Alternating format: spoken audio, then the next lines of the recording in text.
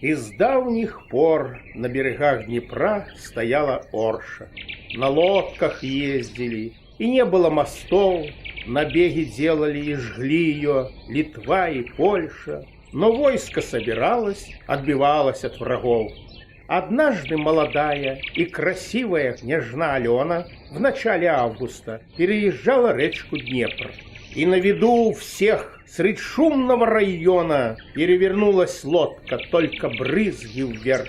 Княжну спасли в одно мгновение ока, благодаря умелым быстрым веслярам.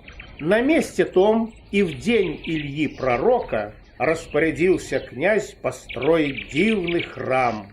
Сперва из дерева по крохам создавалась, горела в лихолетье церковь, как свеча.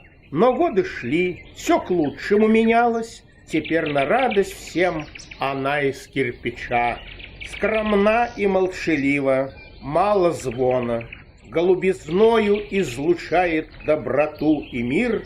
Хранится там Оршанской Богоматери икона. Недавно был открыт и женский монастырь.